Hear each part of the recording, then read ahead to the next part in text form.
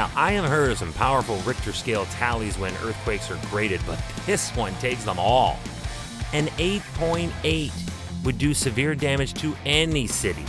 But for a poor and vulnerable Ecuador and Colombia, this could have been the end of everything.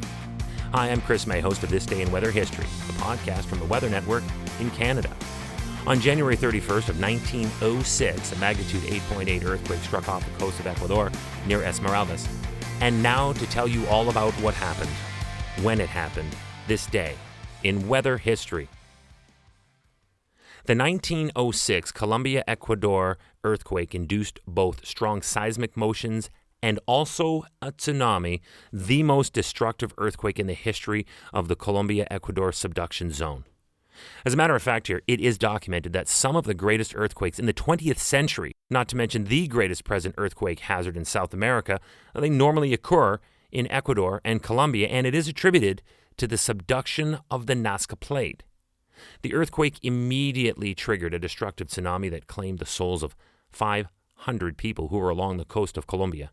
You see, the tsunami moved across the Pacific Ocean, and its waveforms were observed at tide gauge stations in countries including Panama, Japan, and the United States.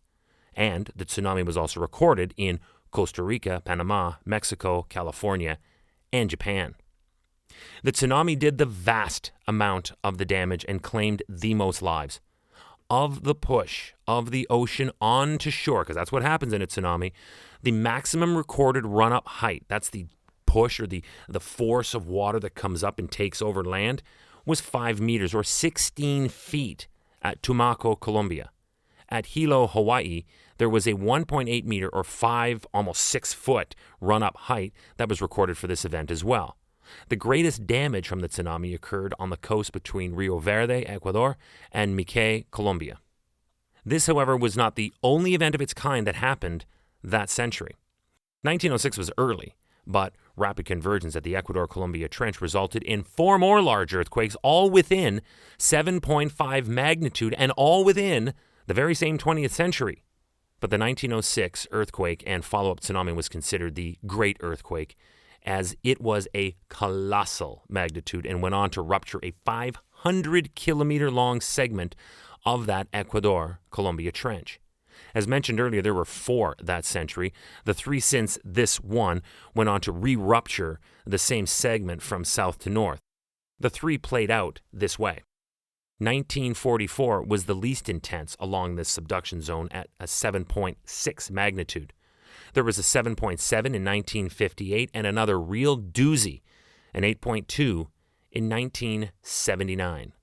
Just consider that more pain over pain and further structurally destabilizing the region.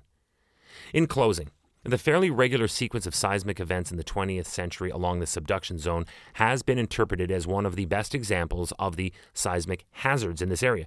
So therefore, this is the only win I can find here. For science, it is a win, as it makes possible the unique and ideal region to study the crustal deformation associated with the earthquake cycle. So I'm going to guess that's good news from this day in weather history. Okay, so tomorrow we kick off a brand new month. Welcome to February. February is an odd month, isn't it? It's the shortest in days and always seems to last the longest. You ever notice that? Sadly, on February 1st, we are looking back as a memorial to those brave astronauts aboard the Space Shuttle Columbia who, after their mission in near-Earth orbit, were lost on re-entry.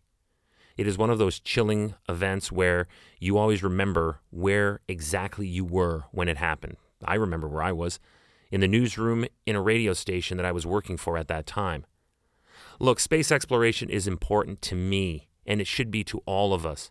It is not until we can step back from a scene when we can truly take stock of where we are and what we're up against.